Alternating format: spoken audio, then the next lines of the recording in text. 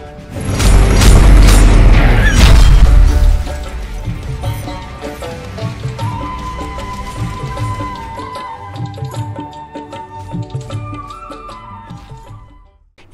আমাৰ ওচৰত বিবি দেৱী বৰবৰুৱা বাইদেউ যেহেতু আপুনি এবাৰ 2026 প্ৰাগ এৱাৰ্ড প্ৰাগ প্ৰেৰণা এৱাৰ্ড পাইছে তো সেই বিষয়ে কওকচোন কিমান ভাল লাগিছে বা কেনেকুৱা লাগিছিল আপোনাৰ প্ৰাগ প্ৰেৰণা এৱাৰ্ড বঁটাটো মই এবাৰ পালোঁ অকল ময়ে নহয় আন্তঃৰাষ্ট্ৰীয় মহিলা দিৱস উপলক্ষে প্ৰাগ চেনেলে প্ৰতি বছৰে এই এৱাৰ্ড দি আহিছে বিভিন্ন ক্ষেত্ৰৰ 10-12 গৰাকীক দিয়ে এইবাৰ 11 গৰাকী আছিলে মোৰ দিছে যেনিবা মই চিনেমা আৰু সাহিত্যৰ প্ৰতি থকা মোৰ বৰঙণিৰ কাৰণে খুব ভাল লাগিছিলে এৱাৰ্ড পালেতো মানুহৰ ভাল লাগে মই মানে এতিয়া ভাবিছিলোঁ কাম চাম বাদ দিওঁ নেকি এৱাৰ্ডটো যেতিয়া পালোঁ এনেকুৱা লাগিছে নাই আকৌ কামত লাগিব যে উৎসাহ এটা পোৱা হয় আৰু খুব ভাল লাগে পৰিৱেশ বৰ ভাল আছিলে তেওঁলোকে এইটো বৰ ভাল কাম কৰিছে মই কৈছোঁ তেখেতসকলক যে এইটো বৰ ভাল কাম কাৰণ মানুহক বৰ ডাঙৰ প্ৰেৰণা যোগায় এইটো কম কথা নহয় বিৰাট ভাল লাগিছিলে যেহেতু আপুনি এতিয়া ক'লে যে চিনেমা আৰু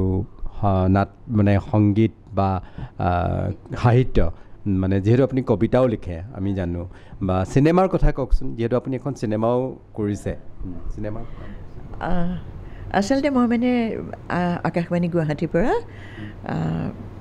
কামটো যে খুব মানে দায়িত্বপূৰ্ণ কাম তাৰপিছত মই 1999 চনত মানে হেৰি ল'লোঁ কি কয় স্বেচ্ছামূলক অৱসৰ ল'লোঁ ভাবিলোঁ ঘৰত আৰাম কৰিম আৰু জিৰণি ল'ম কিন্তু কথা এটা নহয় কাম কৰা মানুহ ঘৰত বহি থাকিব নোৱাৰে এবছৰ থাকিলোঁ কি নাথাকিলোঁ আৰু তাৰপিছত এই মানে চিনেমাৰ লাইনৰ ফালে আমাৰতো অডিঅ' হৈ আছিলে অডিঅ' ভিজুৱেলৰ ফালে আগবাঢ়িলোঁ প্ৰথমতে মই কিছুমান মানে আমি ডকুমেণ্টাৰী কৰিছিলোঁ তথ্যচিত্ৰ আমাৰ ওচৰতে দূৰদৰ্শন কেন্দ্ৰ তাতে মানে কমিশ্যন প্ৰগ্ৰেম বুলি এটা হয় নহয় তাতে মানে তেতিয়া আৰু আবেদন কৰোঁ তেতিয়া ইমান মানে প্ৰতিযোগিতাটো নাছিলে তাৰমানে আমি এইবিলাক অলপ যিবিলাক মানে নাম এটা আছে তেওঁলোকে মানে ভাল ভাল স্ক্ৰিপ্ট দিলে পাবই আৰু আজিকালি নিচিনা নাই দেই হেৰি আৰু কিবা এখন কাগজ ভুলত থাকি গ'লেও মাতি নি কয় যে আৰু এখন কাগজ লাগিছিলে দিব তেনেকুৱা বহুত তথ্যচিত্ৰ কৰিলোঁ এই তথ্যচিত্ৰ কৰি সেইবিলাকতো গভৰ্ণমেণ্টৰ বস্তু কৰিছোঁ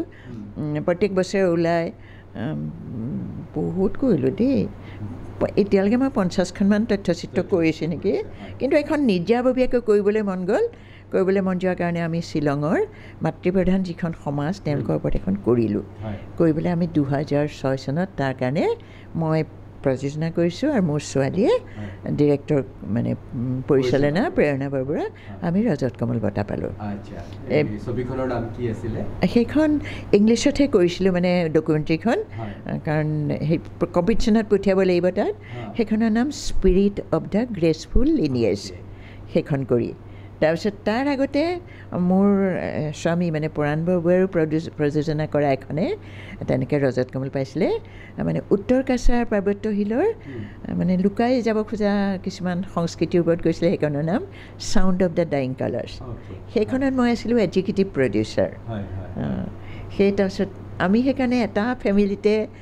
পৰাণ বৰবৰুৱা মই আৰু মোৰ ছোৱালী আমি তিনিজনে ৰজত কমল বঁটা পাইছোঁ ভূপেন দাও সেইকাৰণে আহিছিলে যে ভাৰতবৰ্ষত খুব কম আছে এজন মানুহে 10-12টাও পাব পাৰে কিন্তু একেটা ফেমিলিতে পৰাবলৈ কম আছে নহয় ওচৰ চুবুৰীয়াই সেইটো নাম দিলে আৰু তাৰপিছতে আমি ভাবিলোঁ ইমান ডকুমেণ্টাৰী কৰিছোঁ তথ্যচিত্ৰহে কৰি আছোঁ এখন মানে এখন পূৰ্ণদৈৰ্ঘ্যৰ এখন চিনেমা কৰিব লাগে তাৰ আগতে কিন্তু আমি 3খন গভৰ্ণমেণ্টৰ কিছুমান আঁচনি থাকে নহয় আঁচনিৰ ওপৰত আমাক তথ্যচিত্ৰ কৰিবলৈ দিছিলে আমি কিন্তু সেই আঁচনিখন হেৰি এটা মানে কাহিনীৰ মাজেৰে লৈ গৈ 3খন কৰিলোঁ তেনেকৈ কিন্তু তেওঁলোকক মানে আমি অনুমতি লৈছোঁ বিভাগৰ পৰা তেওঁলোকে কৈছে নাই এইবিলাক কেলৈ মানে জামেলালৈ যায় কৈছোঁ নহয় আমি কৰোঁচোন আপোনালোকে ভাল পাব তেনেকৈ সেই তাৰে মানে কাহিনী তোমাৰ চিত্ৰনাট্যটো মোৰ ছোৱালীয়ে কৰে মই কাহিনী লিখোঁ সংলাপ লিখোঁ আৰু তোমাৰ গীত লিখোঁ তেনেকৈ 3খন কৰাৰ পিছত আমি এখন সম্পূৰ্ণ পূৰ্ণদৈৰ্ঘ্যৰ সেইবোৰ গভৰ্ণমেণ্টৰ আঁচনি বস্তু আৰু হলত দিয়া নহয়তো তুমি আহিবানে বুলি এখন কৰিলোঁ সেইখনত কাহিনী চিত্ৰনাট্য পৰিচালনা প্ৰেৰণা সংলাপ আৰু গীত মোৰ আৰু প্ৰযোজনা চিনেমাখন কৰিলোঁ বৰ ভাল লাগিলে ভাল আছিলে ৰবি শৰ্মা বৰষাৰাণী বিষয়া গুঞ্জন ভৰদ্বাজ মুন্মী বৰুৱা নেকি মুন্মী ফুকন জ্যোতি ভূঞা অৰুণ নাথ বহুত আছিলে আৰু মানে নিপন গোস্বামী আৰু ইমান ভাল লাগিলে নহয় কৰি পেলাই আৰু আমি চিনেমাখন ভাল চলিলে আৰু আমি আজিলৈকে এজন মানুহ পোৱা নাই কোনোবাই যদি কৈছে এই চিনেমাখন বেয়া পাইছোঁ কিবা ভুল আছে এই জ্যোতি চিত্ৰবৰ্ণত আছে নহয় আমাৰ ফিল্ম ইনষ্টিটিউট এটা এতিয়া উত্তৰ গুৱাহাটীলৈ গ'ল তাতো এইখন দেখুৱাবলৈ মানে যে পাঠ্যক্ৰম হিচাপে দেখুৱাবলৈ লৈ যাওঁতে তাৰ ল'ৰা ছোৱালীবিলাকে মানে আচৰিত হৈছে মোৰ ছোৱালীক মানে সুধিছে বাইদেউ আমি ইমান চাইছোঁ যে এটা ভুল উলিয়াব খুজিছিলোঁ এটাও ভুল নোহোৱাকৈ কেনেকৈ কৰিলে এনেকৈ আৰু কৰি পেলাই ভাল লাগিলে ৰাইজে আদৰিও ল'লে আশীৰ্বাদো দিলে সেইকাৰণে ভাল লাগিলে আৰু কৰি পেলাই এইখন জগত বৰ মানে নিচা আৰু এটা উচা এবাৰ লাগিলে আৰু ওলাবলৈ টান নিশ্চয় আছে আমি এতিয়া স্ক্ৰিপ্টিভ একদম মানে ৰেডি হৈছে অকণমান মানে হেৰিটো দিগদাৰটো ফাইনেন্সৰ কাৰণেহে অলপ ৰৈ থকা হৈছে কথা বাৰ্তা পাতি আছোঁ একচুৱেলি দুখন এতিয়া ৰেডি কৰিছোঁ আমি এখন বাণিজ্যিক এখন আৰ্ট দুখন কলা সুলভ আৰু সেই তেনেকুৱা দুখন ৰেডি কৰি আছোঁ কৰিব লাগিব আৰু যিহেতু বাইদেউ আপুনি কবিতাও লিখে খুব ধুনীয়া কবিতা লিখে তো কবিতাৰ বিষয়ে কবিতা মোৰ প্ৰথম প্ৰেম কলেজত থকাৰ পৰাই কবিতা লিখিছিলোঁ তাৰপিছত কবিতাটো লিখিয়ে আছোঁ কবিতা লিখাৰ কোনো সময়ো নাই যেতিয়া মনলৈ কিবা অনুভূতি আহে কবিতা লিখোঁ ভাল লাগে কবিতা লিখি তাৰমানে মই সকলোকে কওঁ যে কেতিয়াবা কিবা মনলৈ ভাব আহিলে লিখি দিব লাগে মোৰ এনেকুৱা হয় মই ক'ৰবাত সুবিধা পালে লিখি থওঁ ন পিছত পইচাই ভাবোঁ ময়ে লিখিছিলোঁ নে এইখিনি কথা সেইটো হয় কবিতাৰ জগতখন বেলেগ আৰু দেই আৰু এটা কথা ভাল কেলে খুব কম শব্দৰে কম সময়ৰ ভিতৰত বৰ ধুনীয়া এটা কাহিনী এটা কিবা এটা বোলে দেশৰ পৰিস্থিতি যিকোনেই নহওক এটা ব্যক্ত কৰিব পৰা এটা আহিলা সেইকাৰণে কবিতা বস্তুটো একদম মইতো ভাবোঁ কবিতাটো চবতকৈ সকলোতকৈ ভাল মাধ্যম নেকি নিজৰ মনৰ ভাৱ প্ৰকাশ কৰাৰ তুমি কোনেও একো বুজিব নোৱাৰাকৈ বহুত কথা কৈ দিব পাৰা সেইটো আপোনাৰ এতিয়ালৈ কবিতা পুথি কি কবিতা পুথি মোৰ দুখনেই এখনৰ নাম হৃদয়জুৰি আৰু এখন কফি টেবুল বুক বুলি যে কয় সেউজ সুবাস বুলি সেইখন তাৰপিছত মই গীতো লিখোঁ আকাশবাণীৰ মানে মই স্বীকৃতিপ্ৰাপ্ত গীতিকাৰ সেইকাৰণে গীতৰ কিতাপ আছে মোৰ দুখন মনৰ বাঁহী আৰু সুৰীয়া মন গান লিখিওতো আকৌ মই আকাশবাণী ষ্টুডিঅ'ত লিখোঁ চব কি হয় মানে যেতিয়া আমাৰ কিছুমান অনুষ্ঠান আছে টেপত বজা ক্লাছিকেল যেনে শাস্ত্ৰীয় সংগীতৰ অনুষ্ঠান আধা ঘণ্টা চলি থাকে যেতিয়া অনুষ্ঠানটো চলি থাকে এনেই বহি থাকিব লাগে তেতিয়া মই কবিতাও লিখিছোঁ দেই বহুত আকাশবাণী ষ্টুডিঅ'ত মোৰ বহুত কবিতা আৰু গীতৰ জন্ম হৈছে বাইদেউ এইখন ষ্টেনফৰ্ড এইচৰ ওপৰত আপোনাৰ মানে আমেৰিকাৰ পৰা দিয়া হৈছিলে নহয় জানো তো এইখনৰ সম্পৰ্কে অকণমান কওকচোন 2013 চনত আমেৰিকাৰ ষ্টেনফৰ্ড ইউনিভাৰ্চিটিয়ে টেক এইডছ নামৰ এটি বিশ্বজোৰা অভিযান চলাইছিলে এইডছ সম্পৰ্কে মানুহক সজাগ কৰা আৰু সতৰ্ক কৰি দিয়াৰ উপলক্ষে পৃথিৱীৰ বিভিন্ন দেশত এই অনুষ্ঠানটো হৈছিলে তেওঁলোকে ইংৰাজী ভাষাত স্ক্ৰিপ্টখন দি দিছিলে আমাৰ ইয়ালৈ অসমীয়াত কৰিবৰ কাৰণে আহিছিলে তেতিয়া সেই স্ক্ৰিপ্টখনৰ অসমীয়া অনুবাদ আৰু ইয়াত যিসকল মানে তেওঁলোকে যিসকল মানে নামী ব্যক্তিৰ হতুৱাই কৰোৱাটো বিচাৰিছিলে এইখন হেৰি আছিলে দেই শ্ৰাব্য কেছেট ভিডিঅ' নহয় তাত তেতিয়া মই সেইকাৰণে গোটেই অনুবাদ কৰিছিলোঁ ষ্টুডিঅ' তেওঁলোকে বুক কৰি দিছিলে তাৰপিছতে মাতিছিলোঁ এইবিলাক কৰিবলৈ আমাৰ পূৰ্ণিমা শইকীয়া নহয় প্ৰাঞ্জল শইকীয়া মলয়া গোস্বামী জেৰিফা ৱাহিদ কপিল বৰা তেওঁলোকৰ হতুৱাই মানে নাটকীয় ৰূপটোৰ কৰাইছিলোঁ আৰু গোটেই অনুষ্ঠানটোৰ পৰিচালনা মই কৰিছিলোঁ তোমাৰ গোটেইখিনি কাম কৰি দিছিলোঁ বিনামূলীয়াকৈ আৰু সেইকাৰণে আমাৰ আৰ্টিষ্টসকলেও একো লোৱা নাই দেই এইচৰ ওপৰত কৰাটো তেতিয়া সেইকাৰণে চাৰ্টিফিকেট দিছে সেই কামটোৰ কাৰণে কৰি পেলাই ভাল লাগিছিলে মানে তেওঁলোকে যে এনেকুৱা কৰিছে আৰু চিডিবিলাক বিলাই দিছে যিমান এতিয়া অসমৰ বিভিন্ন ঠাইত তাৰে চিডিবোৰ বিলাই দিছে তেনেকৈ গোটেই পৃথিৱীতে এই অভিযানটো চলাইছিলে খুব ভাল লাগিছিলে নিশ্চয় কৰি খুব ভাল লাগিছিলে বাইদেউ একেবাৰে আমি শেষ মুহূৰ্তত আহিছোঁ বহুত কথা ৰৈ যায় মানে সুধিলেও আপোনাক বহুত সুধিব লগা আছে আচলতে ইমান কম সময়ত আমি শেষ নহয় সম্ভৱ নহয় আমি হয়তো আকৌ কেতিয়াবা আপোনাৰ ওচৰত আহিম নিশ্চয় দৰ্শকবৃন্দক আমি জনাব লাগিব বহুতেই জানিব লগা কথা আছে কিন্তু ইমান সময় আমাৰ হাতত কম সময় বান্ধি দিয়া থাকে তথাপিতো মই আকৌ সুধিছোঁ যিহেতু আপুনি যেতিয়া কৰ্মৰত আছিলে তাৰপিছত আপুনি ক'লে যে আপুনি ভলণ্টিয়াৰ ৰিটায়াৰমেণ্ট লৈছিলে তাৰপিছত কেতিয়াবা আপুনি নষ্টালজিক হয় নেকি সেই দিনবোৰলৈ যেতিয়া উভতি যায় মনত পৰে কেনেকুৱা হয় নষ্টালজিক হয়নে নিশ্চয় হওঁ এনেকুৱা মানে ৰেডিঅ'ৰ লগত সম্পৰ্কটো মানে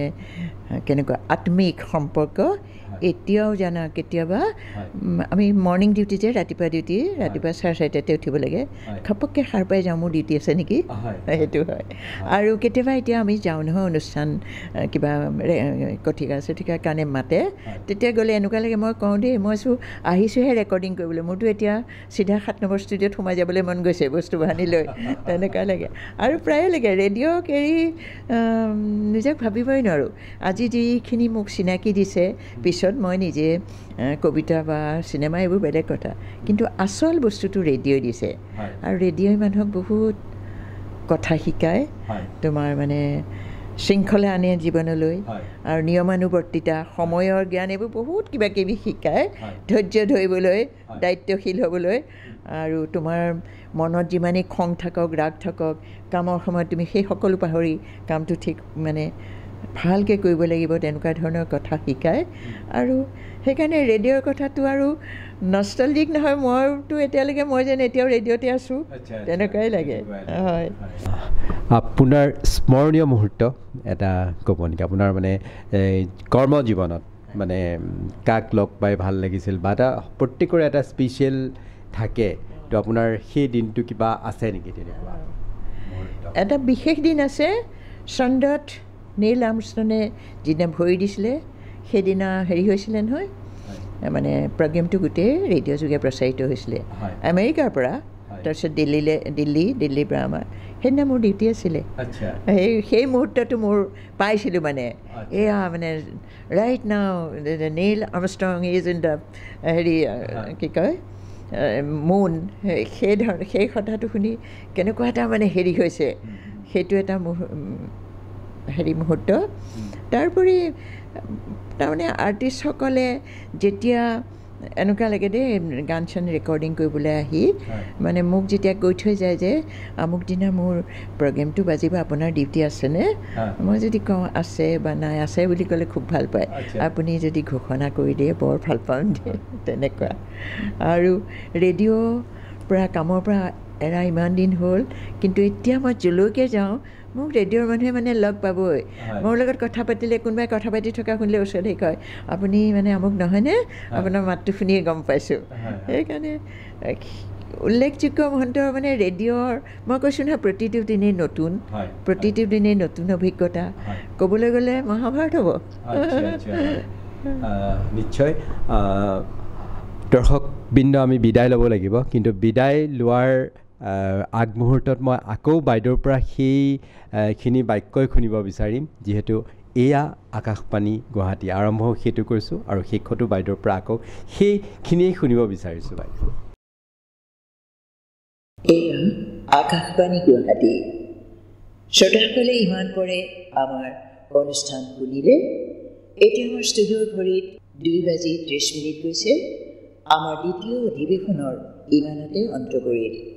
তৃতীয় অধিৱেশন মুকলি কৰা হ'ব বিয়লি 4:30 নমস্কাৰ বাইদেউ আপোনাৰ আমি যিহেতু টকশ্বক 24 পৰা আপোনাৰ ওচৰত আহিলোঁ আৰু আপুনি ইমান সময় দিলে বহুত বহুত ধন্যবাদ বাইদেউ আপুনি ইমান ব্যস্ততাৰ মাজতো আমাক যিকণ সময় দিলে তাৰ বাবে সঁচাকৈ ধন্যবাদ বাইদেউ টকশ্বক 24 ইণ্ডিয়াৰ বিষয়ে আপুনি আকৌ এবাৰ কি ক'ব আজি তোমালোক আহিলা মোৰ ওচৰলৈ মোৰ খুব ভাল লাগিলে তোমালোকে টকশ্বক 24 ইণ্ডিয়া নতুন চেনেল আৰম্ভ কৰিছা মই এই চেনেলটোলৈ মোৰ শুভকামনা জনালোঁ আৰু আশা কৰিছোঁ এই টকশ্বক 24 ইণ্ডিয়া এটা জাকত জিলিকা অনুষ্ঠান হওক সকলো লোকে